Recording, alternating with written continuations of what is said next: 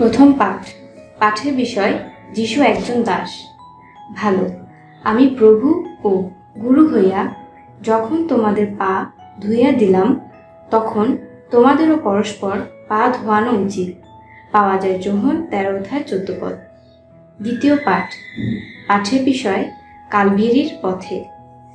তোমরা পরস্পর একজন অন্যের ভার বহন করো, এইরূপে খ্রিস্টের ব্যবস্থা সম্পূর্ণরূপে পালন করো। পাওয়া যায় গালাতীয় 6:2। তৃতীয় পাঠ। পাঠের বিষয় যে দিনটিতে যিশু ক্রুশারোপিত হলেন। মুখস্থ পদ।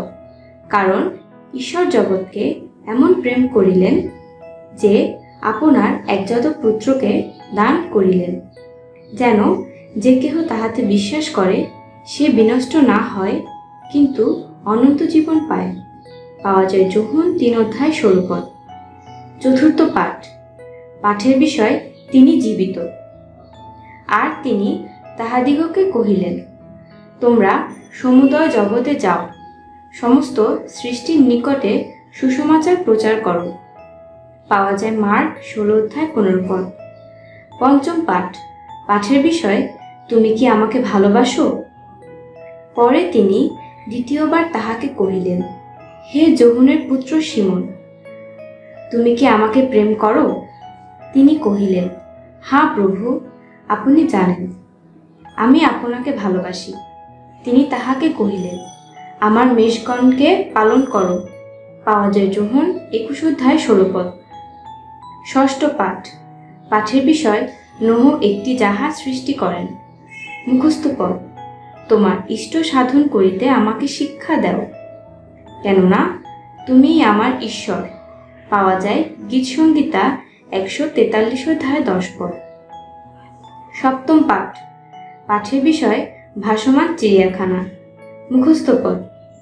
এক প্রাণে সুসমাচারের বিশ্বাসের পক্ষে মল্লযুদ্ধ করো। পাওয়া যায় ফিলিপিও 1:27। অষ্টম পাঠ। পাঠের বিষয় ধৈর্য ধরে অপেক্ষা করবে কি?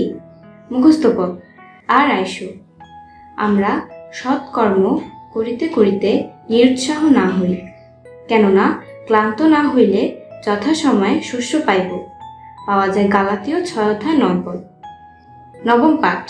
পাঠের বিষয় রংধনু সম্পর্কিত প্রতিজ্ঞা। মুখস্থ পদ। আমি মেঘে আপন দূত স্থাপন করি, তাহাই পৃথিবীর সহিত আমার নিয়মের চিহ্ন হইবে। তাহাতে তোমাদের সহিত ও মাংসময় সমস্ত প্রাণীর সহিত আমার যে নিয়ম আছে তাহা আমার স্মরণ হইবে, এবং সকল প্রাণীর বিনাশার্থে জলপ্লাবন আর হইবে না। পাওয়া যায় আদিপুস্তক 9:13-15 পদ। দশম পাঠ। পাঠের বিষয় এসব কি?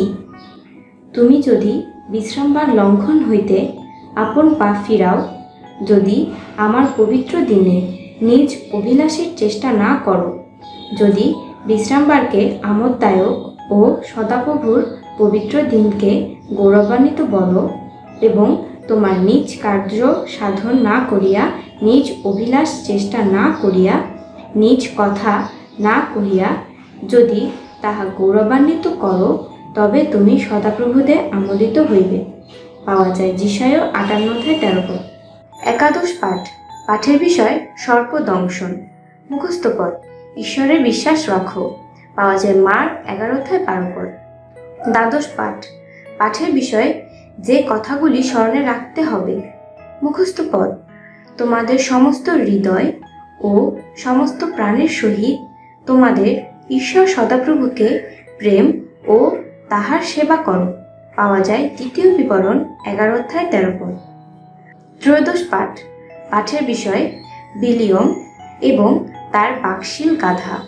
মুখস্থ পদ। কেহ যদি আমাকে প্রেম করে, তবে সে আমার বাক্য পালন করিবে। পাওয়া যায় গণনা পুস্তক 14:23 পদ।